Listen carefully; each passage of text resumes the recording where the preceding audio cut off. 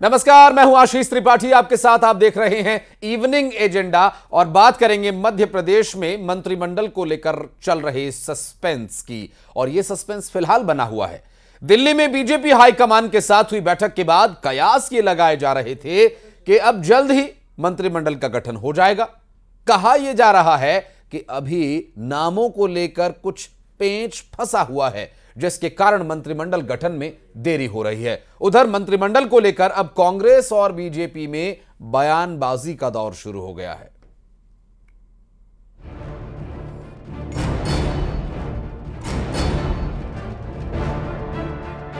जहां जिसकी आवश्यकता पड़ेगी, हमारा समृद्ध विधायक दल है और समृद्ध लोग हैं और उनमें से अच्छे लोगों का चयन भी होगा।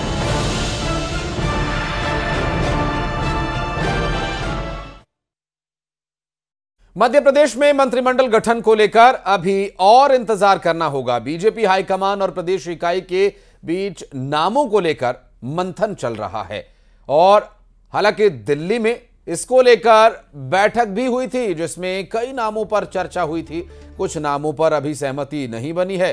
कहा तो यह भी जा रहा है कि केंद्रीय नेतृत्व मंत्रिमंडल में कुछ नए चेहरों को लाना चाहता है, जिसको लेकर चर्चा अभी चल रही है। मंत्रिमंडल गठन को लेकर सीएम डॉक्टर मोहन यादव ने भी साफ तौर पर कहा था कि केंद्रीय नेतृत्व और राज्य इकाई मिलकर नाम तय करेंगे। आपको बताते चले कि मंत्रिमंडल में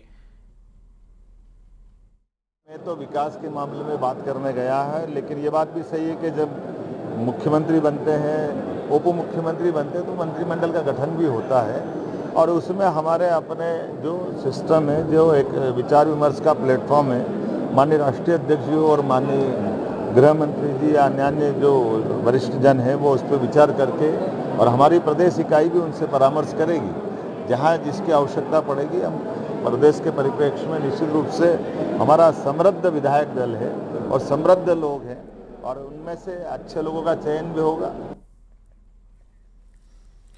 और मंत्रिमंडल गठन में जातिगत समीकरण और क्षेत्रीय समीकरण पर पेंच फंसा हुआ है। बीजेपी ने जाति और क्षेत्रीय समीकरण को साधने की तैयारी कर ली है, क्योंकि अगले ही साल लोकसभा के चुनाव होने हैं और ऐसे में बीजेपी सभी वर्गों को साधने में लगी हुई है।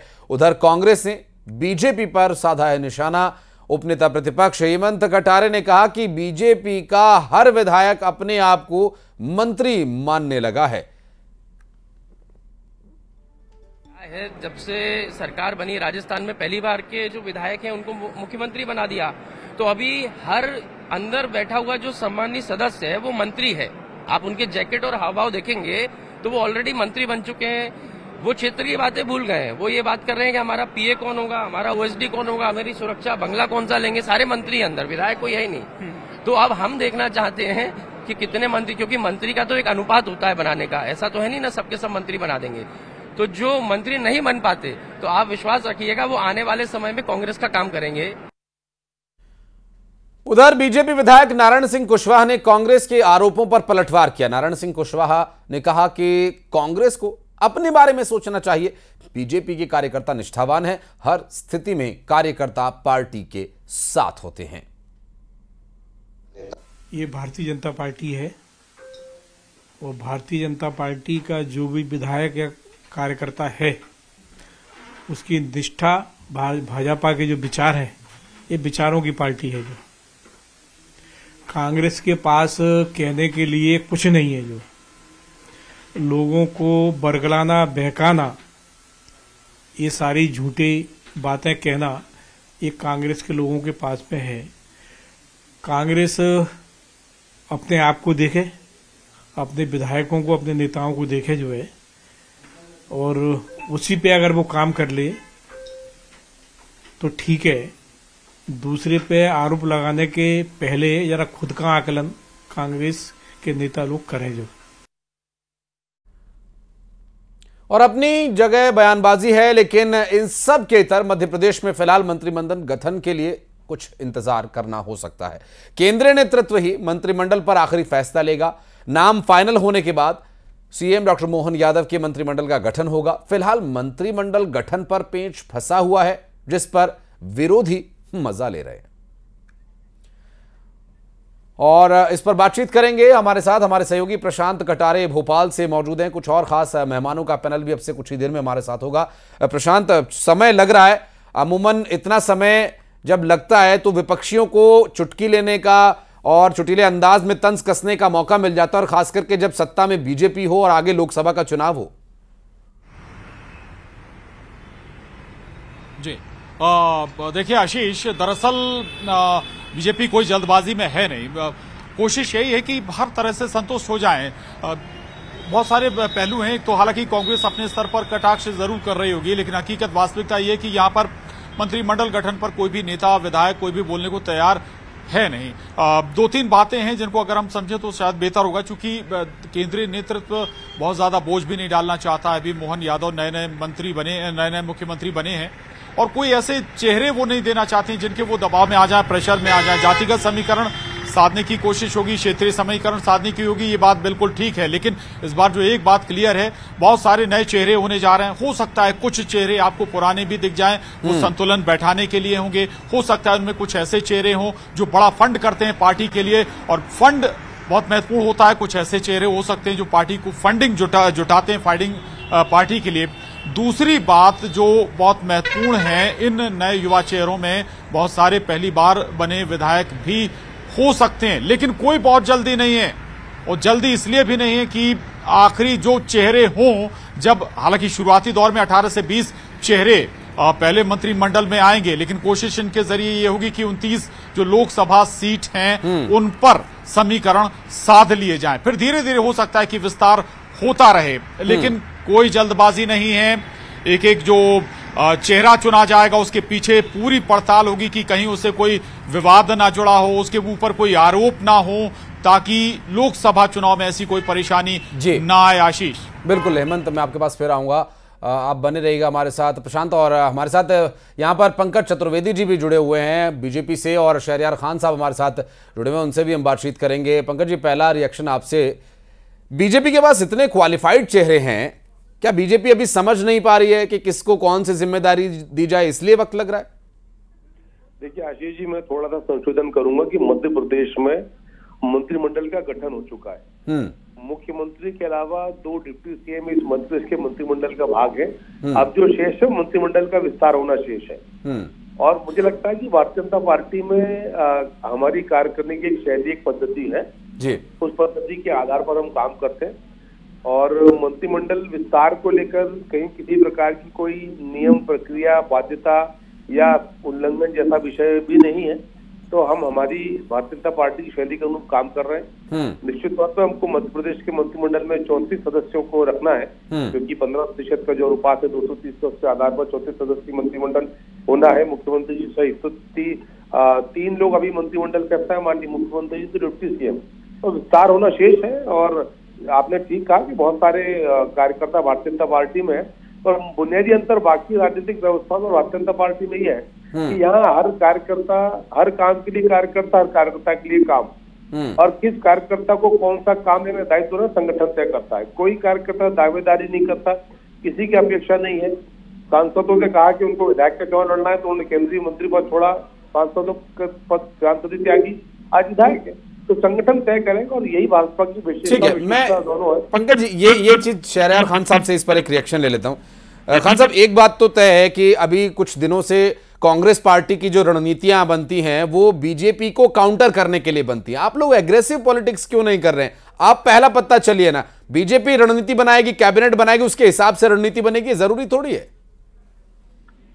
देखिए, अच्छा हुआ मैं अभी सुन रहा था भाजपा के प्रवक्ता को, उन्होंने मंत्रिमंडल नहीं बनने की वजह कांग्रेस को नहीं बताया, क्योंकि भाजपा 19 साल से मध्य प्रदेश में जो भी दिवालिया निकल रहा है उसके लिए कहीं ना कहीं कांग्रेस को दोषी ठहराती है। और इनके यहाँ जो सत्ता की मलाई खाने की जो लालसा है और जो लट्ठम लट्ठा पर्दे के पीछे चल रही है, वो भोपाल से लेके दिल्ली तक जाके भी सुलझ नहीं रही है। ये इनका आंतरिक मामला है। लेकिन मध्य प्रदेश की जनता का क्या गुनाह है कि 16 दिन हो गए परिणाम आके 2 मंत्री बना दिए हैं मुख्यमंत्री के नाम पर।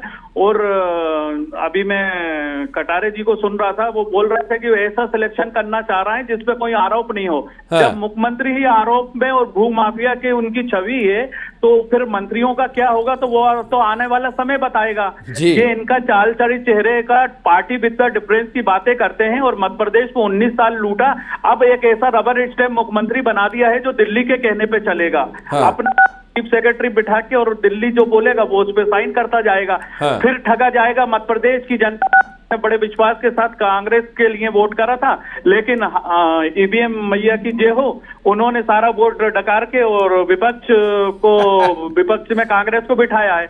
लेकिन हम लोग फिर भी रणनीति के साथ देखेंगे। आज जीतू पटवारी जी चार्ज ले रहे हैं मध्य प्रदेश कांग्रेस के अध्यक्ष के रूप में, हमारे विपक्ष का एक जुझारू जो है उमंग जी, उनको बनाया है।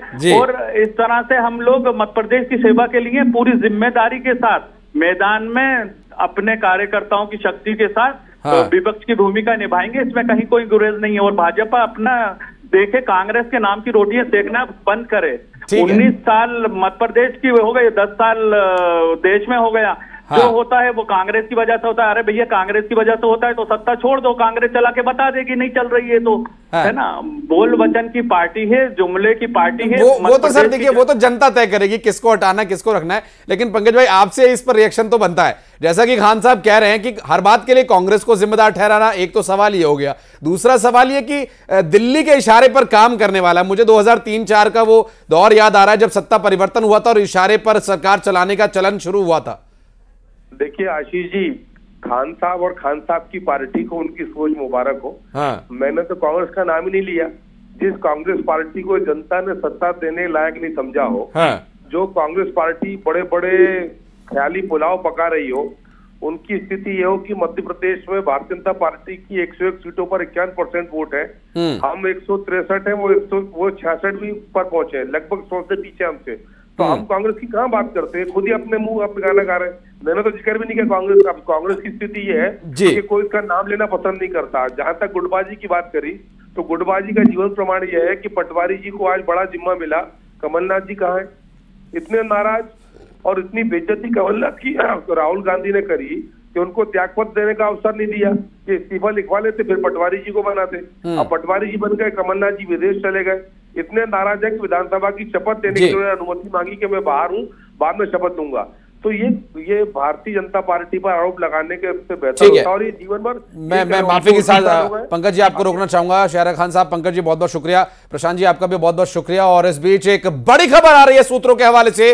इस वक्त की बड़ी खबर, INDI गठबंधन की एक बैठक जो दिल्ली में चल रही थी उससे जुड़ी एक जानकारी मिल रही है। पीएम के चेहरे के लिए खड़गे के नाम का प्रस्ताव किया गया है। ममता बनर्जी ने मल्लिकार्जुन खड़गे के नाम का प्रस्ताव रखा है। INDI गठबंधन अलायंस जो बनाया है, और ये दिल्ली में जारी बैठक के दौरान एक बड़ा फैसला ये लिया गया।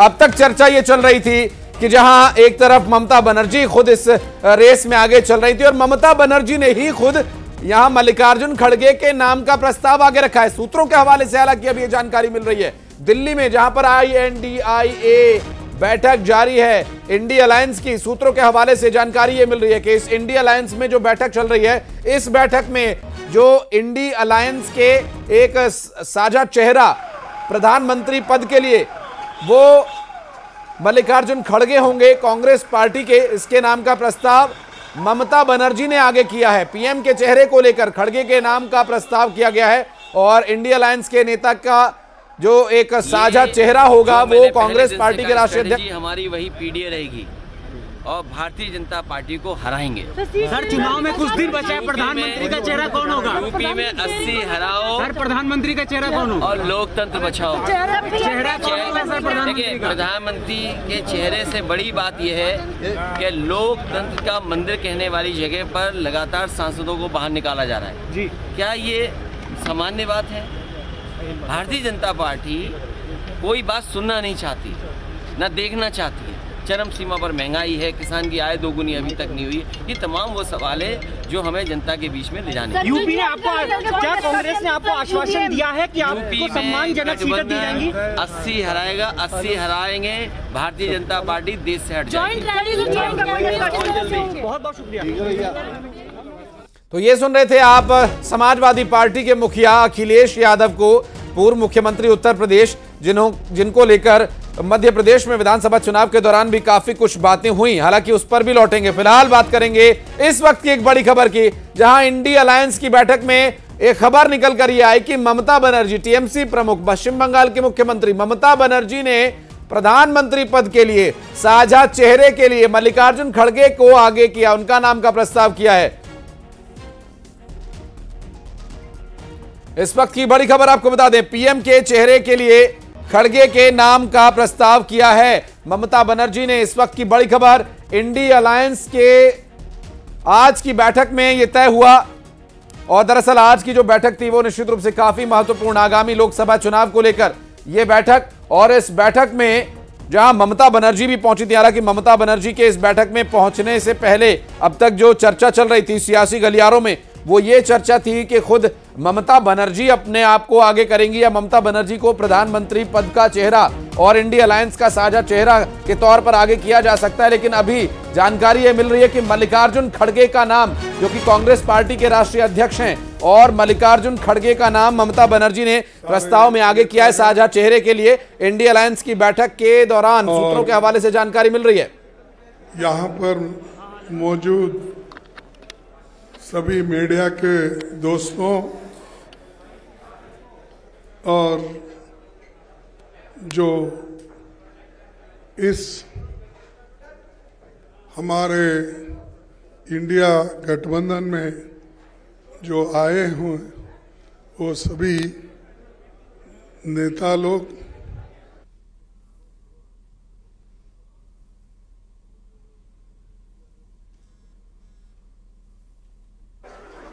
यहाँ पर इस दिल्ली में हुई ये चौथी मीटिंग में 28 पार्टी ने हिस्सा लिया और 28 पार्टी के नेता लोग अपने अपने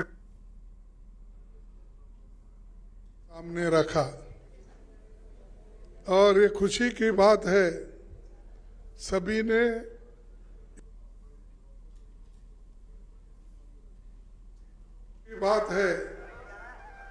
ने यूनानिमसली एक होकर आगे किस ढंग से गठबंधन का काम चलना चाहिए और लोगों के हित में सब मिलके किस ढंग से अपने को एजिटेशन करना है या जो भी इश्यूज है उसको उठाना है। तो ये सारे देश में कम से कम 8-10 मीटिंग सभी मिलके करने का एक निर्णय हुआ और लोगों को ये मालूम करना जरूरी समझे कि गठबंधन के लोग अगर एक मंच पे नहीं आएंगे तो लोगों को इसके बारे में पूरा इसको जो उनको माहिती मिलना है या मालूमात होना है वो नहीं होगा। इसीलिए सभी ने माना और सभी लोग मिलके ये निर्णय लिए हैं। ये एक बहुत अच्छी बात है कि हमारी मीटिंग कम से कम 2-3 घंटे चली। दूसरा चीज जो हमारे 142 लोग एमपीस, अब तो 151 हो गए शायद, तो इतने एमपीस को जो सदन के बाहर डालकर सदन जो बीजेपी की सरकार चला रही है इसको कंडम करते हुए हमने एक रेजोल्यूशन पास किया कि ये अनडेमोक्रेटिक है और लोकतंत्र के खिलाफ है और लोकतंत्र को अगर बचाना है तो हम सब लोग मिलके लड़ना होगा और इस लड़ाई के लिए सभी लोग तैयार हैं। और ये पहली बार है हिंदुस्तान के इतिहास में डेमोक्रेटिक एक प्रोसेस में कि जो मुद्दा हमने हाउस में उठाया था वो कोई गलत मुद्दा नहीं था। वो मुद्दा यही था कि जो लोग सदन के अंदर आए वो कैसा आए और किसने उनको लाया। और शिवम प्रताप हमारे सहयोगी इस वक्त दिल्ली से हमारे साथ मौजूद हैं। शिवम, अभी तक चर्चा यह भी थी कि ममता बनर्जी को भी चेहरा बनाया जा सकता है, लेकिन घूम फिरकर बात वहीं आ गई कि कांग्रेस ही मुखिया होगी इंडिया अलायंस का, और मल्लिकार्जुन खड़गे को नाम उनका प्रस्तावित किया गया। अभी लगता है संपर्क नहीं हो पाया है शिवम से, एक बार फिर से प्रयास करेंगे उनसे बात करने का फिलहाल। लेकिन इस बीच एक बड़ी जानकारी यह मिल रही है कि ममता बनर्जी ने, टीएमसी प्रमुख पश्चिम बंगाल की मुख्यमंत्री ममता बनर्जी ने मल्लिकार्जुन खड़गे के नाम का प्रस्ताव किया है। अब सवाल यहां पर लगातार यह उठ रहा है कि क्या इस प्रस्ताव का समर्थन हो पाएगा, क्योंकि अखिलेश यादव के बयान से लगता नहीं कि वो अभी इस पूरे फैसले से या इस प्रस्ताव से खुश हैं, क्योंकि उनका यह कहना है कि 80 हराओ लोकतंत्र बचाओ। वो सिर्फ यूपी को देख रहे हैं क्योंकि उनकी राजनीति यूपी आधारित है, और ऐसे ही और भी कई दल हैं जो क्षेत्रीय दल हैं और हालांकि राष्ट्रीय पार्टी होने का दावा करते हैं, लेकिन सिर्फ एक क्षेत्र विशेष में उनकी थोड़ी बहुत जो पूछ है। शिवम हमारे सहयोगी हमारे साथ जुड़ गए हैं। शिवम, मल्लिकार्जुन खड़गे के नाम का प्रस्ताव किया गया, सूत्र बता रहे ममता बनर्जी भी इस रेस में शामिल थी।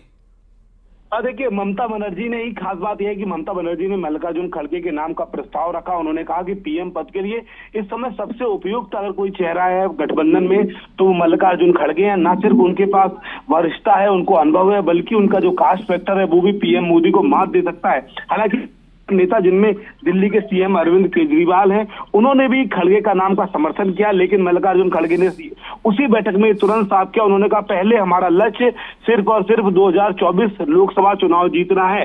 पीएम पद का जो फेस है, पीएम कौन होगा, ये सब सेकेंड प्रायोरिटी की बातें हैं। इस समय हमारे सामने सबसे बड़ी चुनौती जो है वो ये लोकसभा चुनाव जीतना है। और इस बैठक से एक बात साफ हो गई कि कई जो पार्टियां हैं, वो राहुल गांधी हो, नीतीश कुमार हो या तमाम और नेता हो, उनके समर्थन में कतई नहीं है। उनका सीधा समर्थन आज ही इस बात से बैठक से साफ हो गया कि मल्लिकार्जुन खड़गे बड़े विकल्प के तौर पर उभरे हैं। वो निश्चित तौर पर मल्लिकार्जुन खड़गे का नाम का समर्थन किया गया। और इसी बैठक में ईवीएम जैसे मुद्दे को लेकर भी बात हुई। कई पार्टियों ने यह कहा कि ईवीएम का मुद्दा प्रभावी है, जनता इस बात को समझ रही है कि ईवीएम के दुरुपयोग से ये चुनाव जीते जा रहे हैं। बहरहाल सबसे बड़ी खबर निकलकर जो आ रही है वो कि नीतीश कुमार हो या तमाम जो ऐसे चेहरे थे जिनको लग रहा था कि पीएम पद के लिए उनका नाम आगे बढ़ेगा, उनके लिए झटका है, क्योंकि कांग्रेस अध्यक्ष राहुल मल्लिकार्जुन खड़गे का नाम ममता बनर्जी ने बढ़ाया और उसका समर्थन सीएम केजरीवाल समेत तमाम नेताओं ने किया। ये एक बड़ी खबर थी। और उसमें मल्लिकार्जुन खड़गे का ये कहना कि पहली प्रायोरिटी हमारा लोकसभा चुनाव जीतना है, ये साफ दिखाता है कि फिलहाल गठबंधन किसी भी पीएम पद के चेहरे का ऐलान नहीं करने जा रहा है। बिल्कुल, लेकिन अभी तक चूंकि जिस तरह से शुरू से ही कयास लगाए जा रहे थे कि अगर ये गठबंधन एक्टिव होता है लोकसभा चुनाव में तो कांग्रेस इसमें प्रमुख चेहरा होगी, कांग्रेस पार्टी की इसमें लीडिंग होगी। नीतीश कुमार, शरद पवार, ममता बनर्जी भी इस रेस में शामिल थे। अब ममता बनर्जी ने ये प्रस्ताव आगे कर दिया है। ये प्रस्ताव चूंकि जिस तरह से सामने आया, अखिलेश यादव की बातों से लग नहीं रहा है कि वो इस बात से बहुत खुश हैं। देखिए, निश्चित तौर पर आप जिस तरीके से ये प्रस्ताव रखा, ममता बनर्जी ने अचानक दरअसल अपना जब उनको संबोधन करना था तो उस दौरान उन्होंने ये बोलना शुरू कर दिया कि इस समय सबसे उपयुक्त चेहरा अगर कोई इस बैठक में है तो वो मल्लिकार्जुन खड़गे हैं। वो बेहद वरिष्ठ हैं, दलित समुदाय से आते हैं। ऐसे में उनके नाम का समर्थन भी तुरंत बैठक में मौजूद कई नेता जिनमें अरविंद केजरीवाल प्रमुख है, उन्होंने अरविंद केजरीवाल ने यह किया कि ये सबसे अच्छा विकल्प रहेगा पीएम मोदी के सामने। लेकिन मल्लिकार्जुन खड़गे ने साफ कर दिया कि हम 2024 लोकसभा चुनाव जीतने पर अगर ध्यान देंगे तो वो ज्यादा बेटर होगा पीएम पद के चेहरे पर अभी से डिस्कशन से पहले। बिल्कुल, सीट शेयरिंग पर भी कोई बात हुई अभी? बिल्कुल, सीट शेयरिंग को लेकर आज चर्चा हुई और जैसा कि मैंने पहले इस बात का दावा किया था कि कांग्रेस पार्टी 320 से 330 सीटें लड़ना चाहती है और 200 से 220 सीटें अपने विपक्षी दलों को छोड़ना चाहती है। लेकिन सूत्रों का दावा है कि इस बैठक में कई पार्टियों ने यह कहा कि हम लगभग 400 के आसपास सीटों पर सभी दल मिलकर एक उम्मीदवार उतारेंगे तो उसका इम्पैक्ट ज्यादा रहेगा। हालांकि एक दो पार्टियां थी जिनका साफ तौर पर यह भी कहना था कि अगर हम एक ही चेहरा उतारेंगे तो बीजेपी के सामने सीधी सीधी तुष्टीकरण का उसको फायदा मिल सकता है। फिलहाल सीट शेयरिंग को लेकर जो चर्चा हुई है उसमें ये बात सामने आई कि ज्यादा सीटों पर कांग्रेस पार्टी के अलावा जो बाकी दल हैं वो प्रमुख रहे, वो लड़े, क्योंकि कांग्रेस के खिलाफ एक लहर है। कांग्रेस 3 राज्यों में चुनाव हार कर आई है। ऐसे में कहीं ना कहीं डीमोटिवेट जो कार्यकर्ता होते हैं उसका नुकसान हो सकता है। लेकिन एक बात तय हुई कि आज सीट शेयरिंग पर आम सहमत बनाने की कोशिश की गई है, क्योंकि बीजेपी लगातार अपने चुनावी प्रबंधन को मजबूत करते जा रही है। वहीं इंडिया अलायंस को यह बात समझनी थी कि दिसंबर खत्म होने का समय आ गया है, अप्रैल में चुनाव हो सकते हैं। ऐसे में सीट शेयरिंग एक बेहद इंपॉर्टेंट मुद्दा है। बिल्कुल, और चूंकि जिस तरह से अब तक चर्चा चल रही थी नाम को लेकर, नीतीश कुमार, जब पहली इंडिया अलायंस की मुझे बैठक याद आती है, उस वक्त जब चर्चा चल रही थी तो बहुत आगे उनका नाम चल रहा था कि नीतीश कुमार को हो सकता है कि इस चेहरे के लिए, इस पद के लिए आगे हो। लेकिन मल्लिकार्जुन खड़गे की पीएम फेस से ज्यादा समन्वयक की भूमिका यहां पर रह सकती है, सूत्रों के हवाले से जो अब तक जानकारी मिली है। शिवम, देखिए, बिल्कुल पीएम पद को लेकर दरअसल ये कांग्रेस के लिए भी एक बड़ा झटका है। मैं आपको बताऊं, कांग्रेस पार्टी हमेशा से पीएम पद को लेकर आप ये कहें राहुल गांधी को आगे करती रही है। बीते चुनावों में भी याद होगा कांग्रेस पार्टी का जो वर्कर था वो ये कहता रहा है कि पीएम पद के लिए राहुल गांधी एक अच्छी पसंद होंगे। लेकिन जिस तरीके से तमाम दलों ने समर्थन किया है मल्लिकार्जुन खड़गे का, ये एक सेटबैक के तौर पर है और यही एक वजह है कि मल्लिकार्जुन खड़गे ने तुरंत स्थिति को संभालते हुए कहा कि अभी पीएम पद के डिस्कशन का सही समय नहीं है। और इससे एक मैसेज साफ हो जाता है कि जो अन्य दल है वो राहुल गांधी के लिए तैयार नहीं है। वो अन्य जो दल है वो नीतीश कुमार को देखना नहीं चाहते हैं, क्योंकि वो अपने, ममता बनर्जी की बात करें, अरविंद केजरीवाल की बात करें, ये ऐसे नेता है जिन्हें लगता है कि अपने समकक्ष है, चाहे वो ममता बनर्जी हो, चाहे अरविंद केजरीवाल हो, नीतीश कुमार हो, ये सभी लोग राहुल गांधी के नाम के साथ सहमत नहीं है। क्योंकि किसी ने भी उस बैठक में इस बात का जिक्र नहीं किया कि राहुल गांधी भी एक बड़े उम्मीदवार है। जी बिल्कुल, और चूंकि अभी हमारे साथ आप बने रहे शिवम, हमारे साथ हमारे सहयोगी प्रशांत भी जुड़े हुए हैं भोपाल से। प्रशांत, अभी जिस तरह से एक बड़ी जानकारी ये मिली है कि ममता बनर्जी ने नाम आगे किया पीएम चेहरा के तौर पर इंडिया अलायंस के लिए, तो ये जो एक बड़ा फैसला लिया गया है, इस फैसले में समन्वयक की भूमिका में ज्यादा नजर आते हैं मल्लिकार्जुन खड़गे, चूंकि वो कह रहे हैं कि अभी पीएम चेहरा के लिए चर्चा का समय सही नहीं है।